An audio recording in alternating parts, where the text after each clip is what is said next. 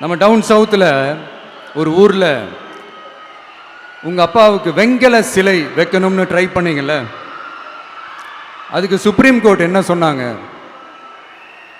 மக்களோட பணத்தில் யாருக்கு புகழ் பாட பார்க்குறீங்க அப்படின்னு கேட்டாங்கல்ல. அதுக்கு என்ன அர்த்தம் தெரியுமா? ஊரா வீட்டு நெய்யில் உங்க வீட்டுக்கு ஸ்வீட் செய்யாதீங்க. எப்படி? ஊரா வீட்டு நெய்யில் உங்க வீட்டுக்கு ஸ்வீட் செய்யாதீங்கன்னு அர்த்தம். மக்களோட ஒரு அடிப்படை வாழ்வாதாரத்துக்கு ஏதாவது பிரச்சனைக்குன்னு கேட்டா நிதி சுமைன்னு சொல்றீங்க. செலை வைக்கிறதுக்கு மட்டும் எங்கிருந்து சார் காசு வருது?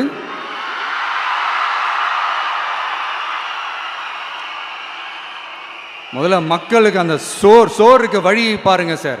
செலை வைக்கிறத பத்திலாம் அப்புறமா யோசிக்கலாம். கேஸ் சிலிண்டருக்கு மானியமா 100 ரூபா தரேன்னு சொன்னீங்களே, என்னாச்சு?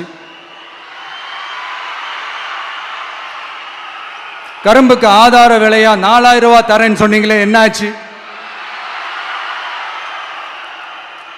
ரொம்ப நாள் கல்யாணமே ஆகாம இருக்கிற பெண்களுக்கு அவங்களுடைய கல்வி தகுதிக்கு ஏற்ப அரசு வேலை கொடுப்போம்னு சொன்னீங்களே, என்னாச்சு?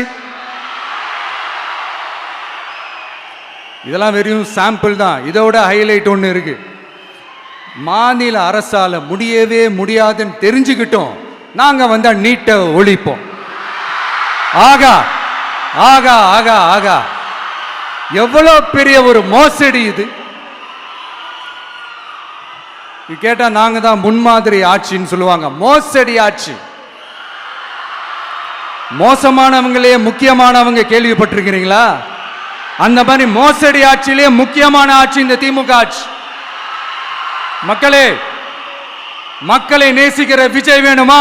மக்கள் விரோத ஆட்சி நடத்துற ஸ்டாலின் சார் வேணுமா?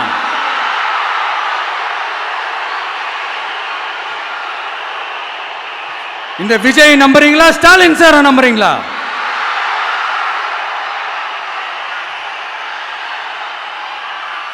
இந்த சத்தத்துக்கு அர்த்தம் தெரியுமா சார்? ஸ்டாலின் தொடரட்டும் அப்படின்னு அர்த்தம் கிடையாது. தீய சக்தி திமுக ஆட்சி மறையட்டும், தூய சக்தி டிவிக்கு ஆட்சி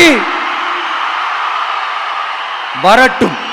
நானும் உதிக்கட்டும்னு சொல்லாம்னு நினைச்சேன், பார்த்தா அதை வேற திருச்சி பேச ஆரம்பிச்சிருவாங்க.